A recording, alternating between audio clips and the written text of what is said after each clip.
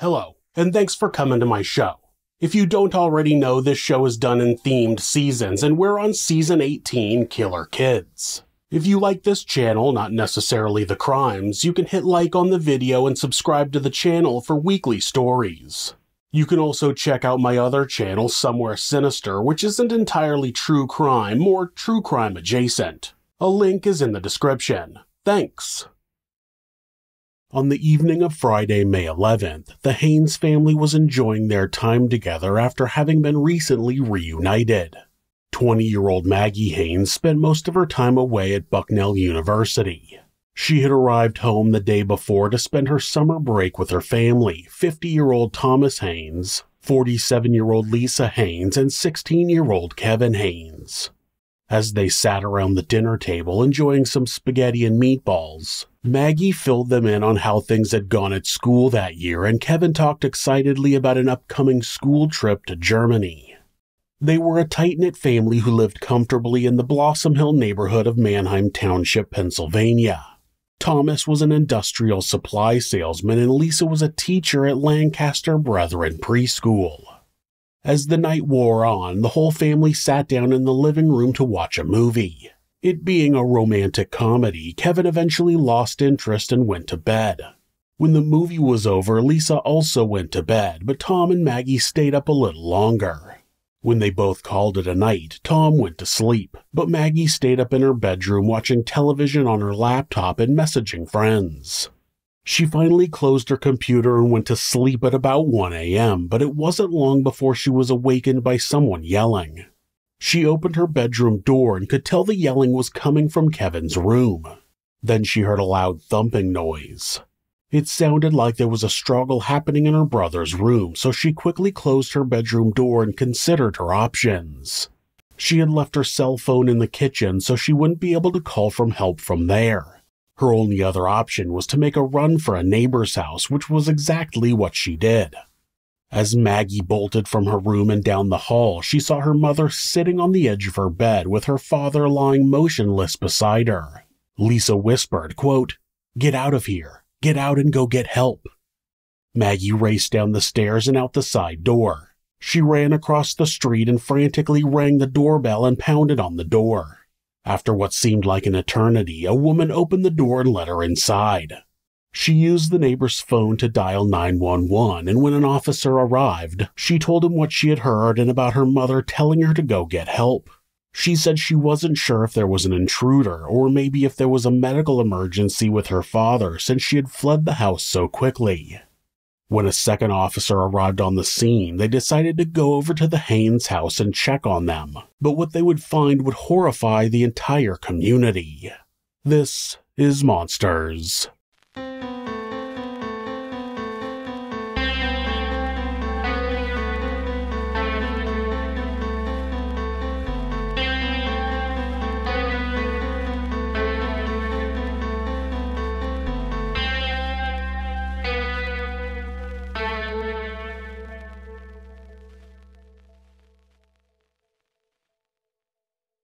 Alec Kreider was born on February 4th, 1991 to Timothy and Angela Kreider. He was the middle of 3 children with an older sister and a younger brother. Alec had a rough start to life, being born with a condition in his eyes that required surgery when he was only a year old. A few years later, he was bitten in the face by a dog and needed stitches. Alec developed anger issues early in his life. His father, Tim, said that he would act out and no punishment seemed to work. In an interview, he described telling Alec to go to bed and he would just say no. When Tim told him he was going to take away one of his toys, Alec responded, quote, "I don't care, take them all." So that's what Tim did.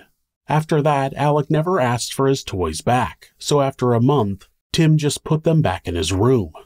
No matter the punishment, it never seemed to affect Alec. His anger would escalate to breaking a window in his bedroom when he was asked to help clean up. Another time, he attacked his brother over a video game.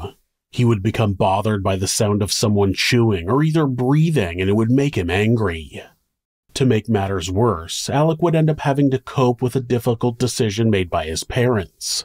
When Alec was about 10 years old, Tim and Angela got a divorce. The split seemed to be relatively amicable, with the custody of the children split weekly. One week they would be with their mother and the next with their father. Divorce is difficult for all children, but for a child who was already struggling with violent outbursts, it had the potential to make things much worse.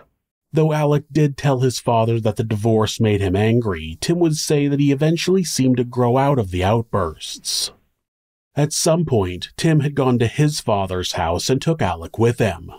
While there, he was digging through some old stuff, reliving memories, when he found a knife that his father had given him when he was young. It was a hunting knife with a 4-inch or 10-centimeter blade. Wanting to carry on the tradition, he asked Alec if he would like to have the knife, to which he said yes. Tim told his son that he could have the knife, but that he had to be responsible with it, and if he wasn't, it would be taken away. Of course, Alec agreed, and Tim was happy that his child would continue using the knife he had gotten from his father as a child. Now, as much as I understand the sentiment that Tim was going for, giving a hunting knife to a child who has shown anger issues and has been violent in the past doesn't seem like a good idea. Of course, no parent wants to believe that their child will go on to hurt somebody, but at the end of the day, you really need to play it safe. As Alec became a teen, his mood started to shift. He became more and more depressed and isolated. He would spend most of his time in his room and didn't interact with his family much. Of course, that's not entirely unusual for a teenager, but his family felt like he was becoming more detached than your average moody teen. Tim tried to get him to open up about what he was feeling, but Alec wouldn't tell him. He would say that he was having dark thoughts and would just shrug it off and say he didn't want to talk about it. The one good thing that Alec had, though, was his best friend, Kevin Haynes. They had met in the 4th grade and had been hanging out ever since. By the time they were both 16, they had been in most of the same classes and were assigned to be roommates on their class trip to Germany a few months later. Kevin was born on June 15, 1990, to Thomas and Lisa Haynes. He was described as a very bright student at Manheim Township High School who competed on the school quiz bowl competition team and wrote for the school newspaper. He was a Boy Scout and had a passion for American and world history. At 16, he had recently gotten his driver's license and just gotten a summer job at the nearby Dutch Wonderland amusement park. Tim described Kevin as a nice kid and that his family was comparable to the Cleavers from Leave It to Beaver. Kevin's sister Maggie would later say that her father was her running partner and best buddy, only adding to the perception of a perfect family. At just after 2 a.m. on May 12, 2007, the 2 officers who had arrived on the scene entered the Haynes house through the front door, which was unlocked. They got no response when they called out, so they went upstairs to check on the residents. The first person they saw was Kevin, lying face down in the hallway. The officers walked to the room at the end of the hall where they found Tom and Lisa. There was a lamp on inside the room, and they could see that Tom was laying on the bed with his eyes open, his shirt covered in blood. Lisa was curled up in the fetal position at the foot of the bed. All 3 victims showed no signs of life. The officers cleared the rest of the house and the backyard before checking the interior of the vehicles in the driveway. By then, the area was packed with emergency vehicles. Police officers and medics were ready to assist however they could. Officers would secure the scene and question neighbors, but unfortunately the medics would not be of any use. Maggie was informed that her parents and brother had been killed. One of Tom's brothers lived a few miles away, and the officer in charge of the scene called him and asked him to come to the house. He gave Maggie's uncle the bad news and told him that he needed to drive her to the police station so she could be interviewed. Then, obviously, she would need somewhere to stay. Eventually, Maggie, along with her aunt, uncle, and a local minister, found themselves sitting in a conference room at the police station contemplating how their lives had just suddenly changed so drastically. Maggie answered their questions the best she could, but had a question of her own. She asked multiple times how her mother could be dead when she had just seen her before she fled the house. It was a question that the police were not able to answer at that moment, but it would eventually be answered. When detectives arrived at the station, they interviewed Maggie alone. She told them about being away at college and that she had just started summer break, so she had just arrived back home the day before. She still hadn't unpacked all of her clothes. She went into detail about what everyone did the night before and when they all went to bed. Then she told them about the yelling and what her mother said before she raced to the neighbor's house. She then drew a diagram of the second floor of her house with the exact positions of her parents when she saw them right before she fled. She told the detectives that she did not have a boyfriend either at college or in town. She also told them that she couldn't think of any problems that anyone in the family had been having, certainly nothing that anyone would kill over. The detectives interviewing her felt like she seemed too calm. 2 other detectives arrived at the station while the interview was happening, and they could see and hear Maggie in the interview room. They would go on to say that she seemed like a self-absorbed teenager and that her having just returned from college and being the only one to make it out of the house alive was extremely suspicious. On top of that, she had made it out of the house without catching a glimpse of the attacker. At that point, though, they didn't have any other reason to suspect her, so she left with her aunt and uncle, but it wouldn't be the last time she was questioned by the investigators. Back at the scene, investigators had received a search warrant and the bodies had been removed by the coroner. A forensics unit studied every inch of the house and took pictures of everything. They took fingerprints, blood samples, a pair of blood-stained pajama bottoms, Maggie's laptop, and 2 desktop computers. They cut a bloody footprint out of the upstairs hallway carpet and a swatch of fabric from a recliner in Kevin's room. They found 3 cell phones throughout the house and a lockbox in the master bedroom that was full of memorabilia. The back sliding door was ajar and there were no other signs of forced entry, so it seemed like the assailant might have known how to get into the house. They talked to both Tom and Lisa's employers, but they told them the same thing that Maggie had. Nobody seemed to have any problem with any member of the Haynes family. Angela delivered newspapers in the early morning hours, and when she left her house on the 12th, the lights were off and, as far as she knew, everyone was asleep. When she returned at about 5 a.m., a light was on, and when she went inside, Alec was in the living room. He told his mother that he wasn't feeling well, and she asked him if she could get him anything, but he declined before going to his bedroom and trying to go back to sleep. Angela also delivered an afternoon paper, and when she went to pick them up that day, she saw the headline that Tom, Lisa, and Kevin Haynes had been killed. She immediately called Alec and asked him if he had heard the news, and he said he had, but he thought it was a joke. She had to break the news to him that it was actually the truth. After that, both Angela and Tim tried to comfort their son after the loss of his best friend, but like he had always done, he kept his feelings inside and refused to talk about the situation. They gave their son some time to grieve in his own way, not knowing the darkness that was brewing inside him. The day after the murder, a detective called Alec at his father's house to interview him, since many people said that the teens were best friends. Investigators had talked to coworkers and neighbors about Tom and Lisa, but who better to talk to about Kevin than his best friend? Alec told the detective that he and Kevin were in the gifted program together at Manheim Township High School and that he, Kevin, and one other friend ate lunch together every day. He said that the last time he had seen Kevin was at the bus stop after school on Friday. Alec explained that Kevin had a really good relationship with his parents and his sister. Alec would be another in a long line of people who would say they couldn't think of anybody who would want to hurt the Haynes family. The detective asked about rumors that Kevin was being bullied at school, but Alec told him that there was a couple of kids at school that would tease Kevin, but there was never any physical violence. The detective thanked Alec for his time, and by the end of the weekend, authorities had no leads in the case. As the students returned to the high school, detectives arrived to interview staff and faculty, but didn't learn anything that would help the investigation. At the same time, the medical examiner was performing an autopsy on the 3 victims. Authorities knew they had all been stabbed, but they needed to know specifically what had happened to each of the victims.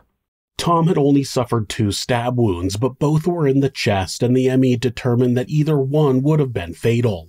Lisa was stabbed in the upper abdomen and had a slash across her throat. Kevin had been stabbed numerous times. The wounds were in the chest, neck, face, and back. It looked as though the parents were killed quickly and that Kevin had put up quite a struggle before finally succumbing to his wounds. Eventually, as the days went by and no leads were uncovered, the state police and even the FBI got involved. Profilers said that the killer was likely someone the family knew. There were no signs of forced entry and there was nothing taken from the home. The fact that the murders were committed with a knife meant that they were personal. They went back to the scene and dusted the exterior of the house for prints and vacuumed the floors. They narrowed the shoe print down to a specific brand. Some students at the high school told investigators that one kid had showed up to school on Monday with a bandage on his hand, but he told them that he had injured himself at work and his boss had taken him to the hospital. His boss backed up his story. Investigators continued interviewing anyone they could, but the investigation just kept going nowhere. Authorities thought that they had a break in the case on the 15th when they got a tip from a state trooper in North Carolina that he had pulled over a Jeep Cherokee with Pennsylvania plates for speeding. There were 2 young men in the vehicle and they were apprehensive about giving him any details, but one said they had gotten away with murder in Pennsylvania. The other had a cut on his hand that looked pretty recent. The trooper searched the Jeep and found some marijuana and a knife, so he took them into custody. When he searched the criminal database, he found the info on the Haynes murder and called the investigators there. Detectives got the authorities in North Carolina to send them pictures of the men's shoes, but they weren't a match. Still hoping they had their killers, they had an FBI agent in North Carolina interview the men and get DNA samples. While they were waiting for information from the agent in North Carolina, the detectives got a call from dispatch about a man who said he had information about the Haynes murder, but it wasn't an ordinary tip. A man had broken into a home in nearby Warwick Township and told the residents that the same people who killed the Haynes family were also going to kill him. Then he locked himself in one of the bedrooms and called 911. The residents of the house locked themselves in a different room and also called 911. The intruder told the operator that he had been shot 3 times by the people who had killed the parent and son in Manheim Township. He said that he was in trouble with them, not elaborating on what that meant. When the police arrived on the scene, they got the residents out safely, and when they kicked down the door to grab the intruder, he jumped out the window and ran to a neighbor's house. Police chased him upstairs where he jumped out another window, but that time he injured himself and was apprehended. Detectives from the Haynes case went to the hospital where they learned that the man, who had not been shot, had been high on cocaine when he became paranoid. He believed that a couple of drug dealers were going to shoot him and he entered the first home to hide from them. He said he knew about the Haynes murders from the newspaper but wasn't sure why he mentioned it. I have a theory. Cocaine. Disappointed, the detectives returned to the station and waited for news from North Carolina. When the call came in about the 2 men in custody in North Carolina, it was another disappointment. The men had detailed their whereabouts for the previous week and provided DNA samples. Their stories were checked out and it was determined that they were not involved in the murder of the Haynes family. The investigation would continue on like that for a month before they would get information that would lead them to the murderer they were looking for. Alec had gotten a summer job at a local McDonald's, and his first day was on June 4, 2007. He had a 4-hour shift where he watched orientation videos and then trained on the grill. Then he went home and called his girlfriend, who he had recently met at the mall. It seemed that he had quickly become obsessed with her, possibly using her as a distraction for everything else that was happening. That obsession probably raised red flags. Also, his talk of committing suicide could have effectively scared her off as well, but it would seem that she wouldn't end up having enough time for that. After his second shift at McDonald's on June 5th, he called the young girl and told her that he had a loaded gun in his hand. At the same time, the girl's aunt had come in and the girl slipped her a note with Alec's name and address and told her he was in danger. The aunt made it to the house and told Angela what was going on. Angela called 911 and told them that her son was in his room with a loaded gun. The whole time, Alec's girlfriend was on the phone with him trying to keep him calm. She managed to convince him to unload the gun, but soon after she heard a click. When she asked him what the sound was, he told her that he had put the unloaded gun to his head and pulled the trigger. Alec started telling her about a neighbor girl he had thought about killing. Then he said that he had even thought about killing her. Despite the shocking claim, she remained calm to keep Alec from doing anything rash. But all of a sudden, Alec yawned and said he needed to get ready for bed. Like the conversation about killing hadn't just happened, Alec, still on the phone with his girlfriend, left his bedroom and walked down the hall to the bathroom to brush his teeth. That's when a police officer grabbed the teen and the call cut off. The girl was relieved that Alec was going to get some help, but what she didn't know was that she would never see the boy again. The police took Alec to Lancaster General Hospital, and then he was transferred to Philhaven Mental Health Center on an involuntary 72-hour admission. Tim and Angela arrived at Philhaven, which was about 30 minutes north of Manheim Township. The admissions process was painful for the parents. Seeing their child in so much emotional pain was hard. It was even harder to leave him there, but they had no choice. They returned the next day to visit their son. Alec did not want to be there. He told his parents that it would only make him worse, but there was nothing they could do about it. They explained that he needed to take some time and get the help he needed, and he seemed to accept that. After a few days, Tim and Angela returned to Philhaven to have a family counseling session and to learn more about what was going on with their son. At first, Alec didn't want to participate. He said that nothing positive would come from the session, but his parents were able to calm him down. When the counselor asked him what was bothering him, he began opening up about the dark thoughts that he had refused to tell his parents about earlier. He explained that he felt like there were two sides of him, one that wanted to be good and one that got angry and violent. It seemed that Alec would have violent and deadly thoughts, and he didn't know how to control them. He felt like he had no other option than to carry on with his dark thoughts, no matter who he hurt in the process. It was eventually decided that Alec would continue to stay at Philhaven for up to 21 days. After that decision was made, Alec was understandably upset. Tim and Angela went to the center to visit him, and unfortunately, they had some more bad news for him. They had to let him know that his girlfriend said that she cared about him, but that she had decided to move on and just wanted to remain friends. I don't know why his parents thought it was something he needed to know right then, especially since he had just found out that he would be staying at Philhaven longer. They might have thought that it was safe there and it would be good for him to process his grief all at once while there, but from that point on, Alec became more sullen. Then he suddenly told his parents to leave because he wanted to talk to the counselor alone. When Tim and Angela were ushered back into the room, they were told that Alec had something he wanted to tell them. It would be 3 words that would change the course of their lives forever. They sat down and looked at Alec, wondering what it was that he had told the counselor while they were out of the room. After a quick glance at both parents, he said, quote, "I killed Kevin." Of course, Tim and Angela didn't want to believe what they had heard. They asked if he really did, or if he was just making it up for attention. He answered that he had actually killed Kevin and his parents. He then gave them details about the crime scene that had never been released to the public. The only way he could have known the exact details was if he had been there. At that point, nobody knew what to do. The counselor had heard the confession, but she was bound by doctor-patient privilege. She then left to check with the facility administrator for advice on the next course of action. A few minutes later, the counselor returned with the administrator, who told Tim and Angela that they would give them some time to do the right thing. He was obviously expecting them to turn their son in, which would absolutely be the right thing to do, but Tim had no idea if it was something he would be able to do. The next day, while Tim was considering his options, someone at Philhaven seemed to be concerned that he wouldn't end up doing the right thing. On June 13th, the Lebanon County Detective Bureau received an anonymous call from someone who said that a young male patient at Philhaven had confessed to the murder of the Haynes family.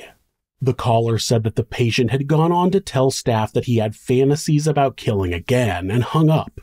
The second part might have been an effort to protect the facility from legal ramifications.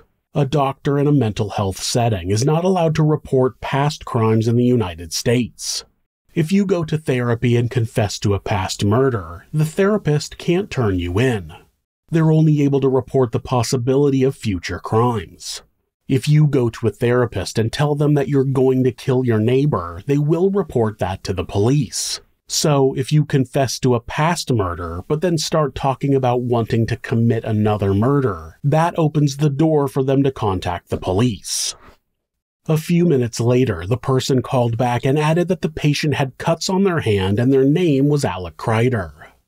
The officer who took the call relayed the information to the state police, and detectives immediately went to Phil Haven to get more details.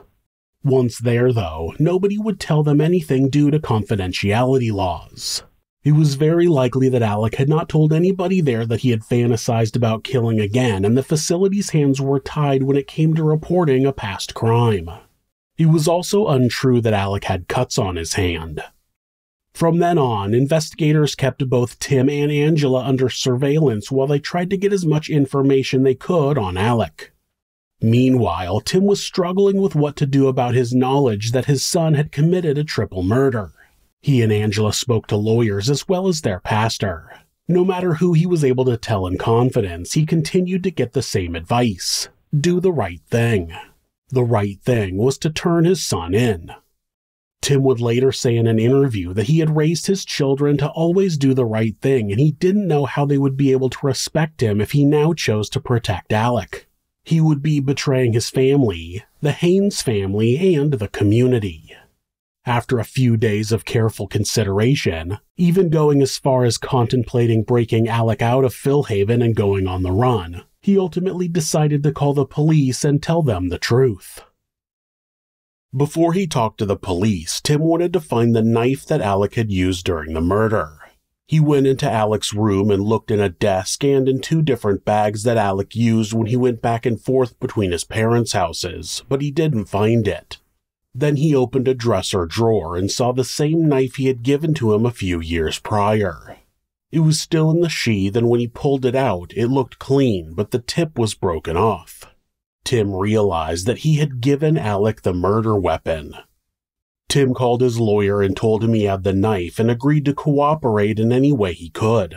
From there, the lawyer began negotiating with the district attorney, positioning himself to be able to launch a mental health defense. The first thing that happened was a group of investigators arrived at Tim's house to collect the knife and look in Alec's room. Then they all went to the police station so Tim could make a statement. During the interview, they asked all the usual questions about the family and Alec's life in general. They asked about Alec's behavior specifically around the time of the murder, but Tim said he didn't see anything that would have made him think that his son had been involved.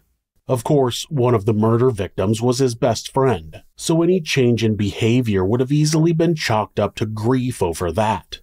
Tim told the detectives about Alec's time at Phil Haven and what he had told them during a family counseling session.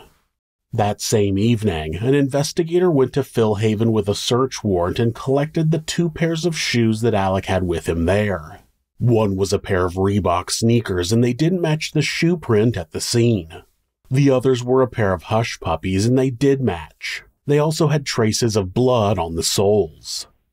During the following investigation, they also found gloves and a baseball cap that Alec had worn during the murder, which he had dropped in a ravine behind the Haynes home.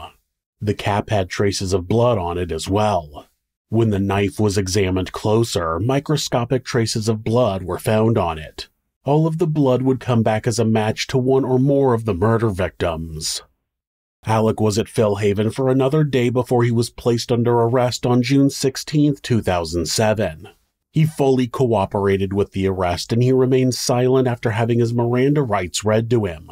They stopped at the courthouse for a quick arraignment and then they went to the police station. After a 20-minute meeting with his parents and lawyer, he was transported to Lancaster County Prison.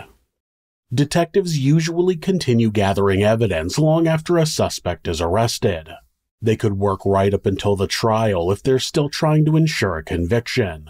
After Alec's arrest, the detective interviewed his friends and teachers. Some of them they had already talked to about the Haynes murder, but now they wanted more information about Alec specifically. Most people said the same things, that Alec was extremely intelligent but was easily annoyed. They talked to an ex-boyfriend of Angela's and found out that he was the one who had given Alec the gun. He said that he had become close with Alec and learned that he was interested in guns and shooting. He lent him a 9mm Beretta to use at the range, but told him he was only allowed to handle it under direct supervision. He told the investigators that he didn't know that Alec had any problems emotionally or mentally. While that was happening, Alec was being evaluated by psychiatrists to determine if he had a valid chance with an insanity plea. Up until that point, Alec was continuing his studies in prison, and he talked about eventually getting into an Ivy League school. It seemed as though the boy thought an insanity plea was a sure thing, but it wasn't long before his lawyer arrived with bad news. The psychiatrists determined that his mental illness did not suggest that he didn't know what he was doing when he entered the Haynes home and murdered 3 of the 4 occupants. He pre-planned the murder, leaving when his mother was away delivering newspapers, and he brought the knife with him. There would be no insanity plea. After he got that news, Alec, with the help of his lawyer and parents, decided to plead guilty to 3 counts of first-degree murder. On June 17, 2008, Alec Kreider stood in court and answered all of the judge's questions about his mental health and whether or not he was sure about the decision he was making. It was uncommon for the juvenile to plead guilty when there was no deal and the sentence would lock them up forever, but it's likely Alec knew a jury trial would be very hard on both his family and the Haynes family. Before he was sentenced, the prosecution had to lay out the details of the case and what Alec was specifically pleading guilty to. As soon as his mother left for work, Alec got dressed in dark clothing, adding a dark trench coat and baseball cap. He even hid the logo on the cap with duct tape. He put on gloves and took a flashlight and the knife out of his dresser. He went through the woods that led to the back of the Haynes house and entered through the back sliding door.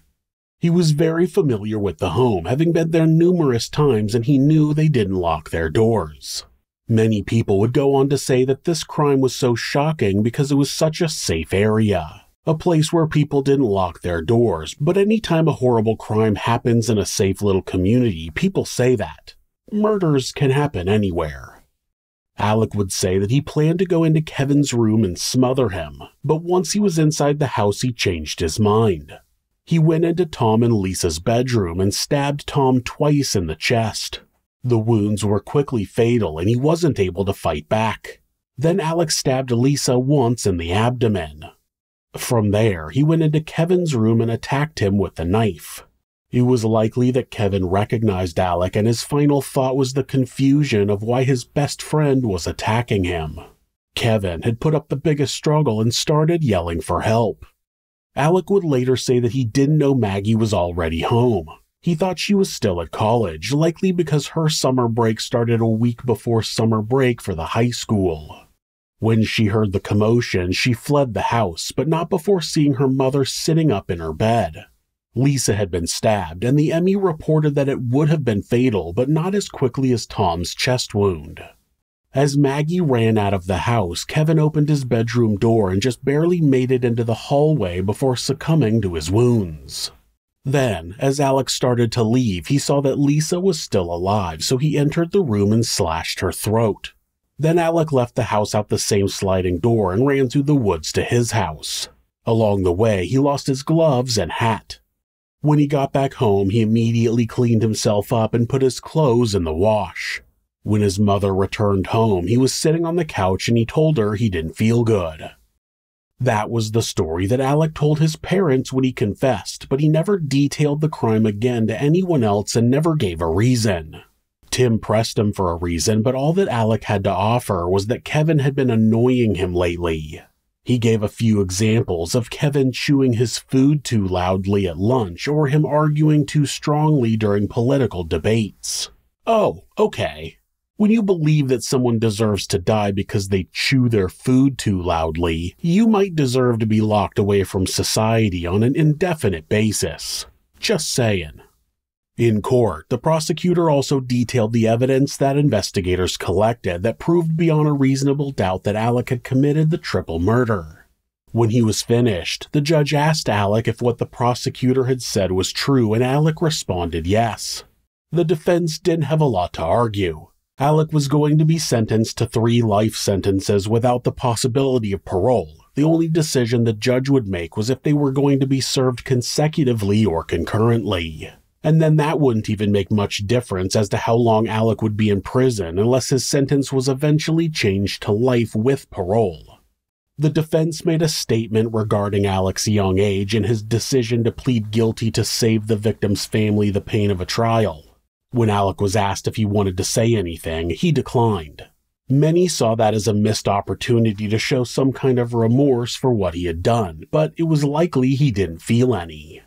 They moved on to victim impact statements read by many family members.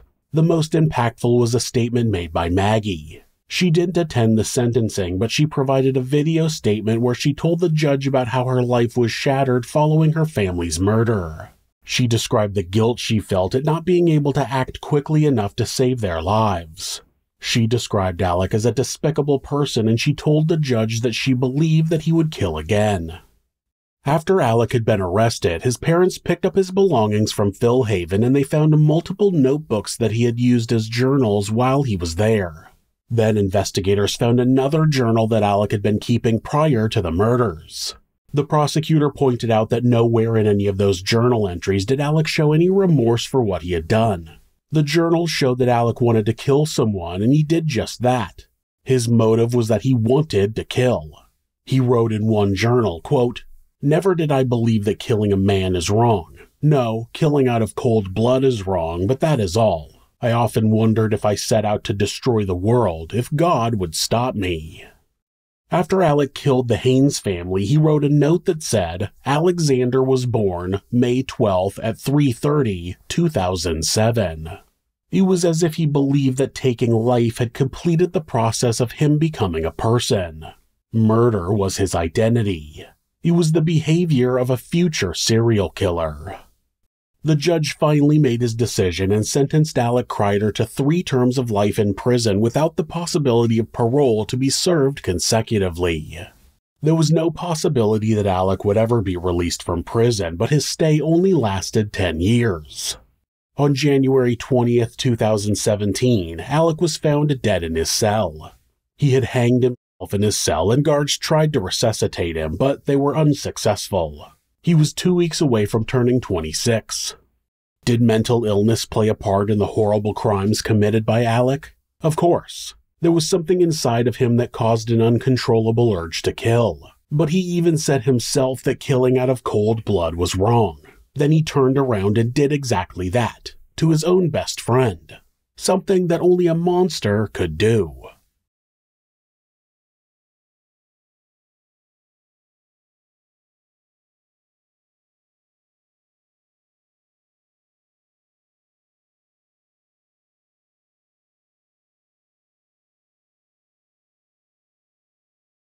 If you're a fan of true crime, hit subscribe and turn on notifications so you don't miss an episode. You can also hit like or leave us a comment. You can check out our other show, Somewhere Sinister, on YouTube or anywhere that you listen to podcasts. If you'd like to support the show, check out our merchandise at thisismonsters.com. The link is in the description. Thanks again, and be safe.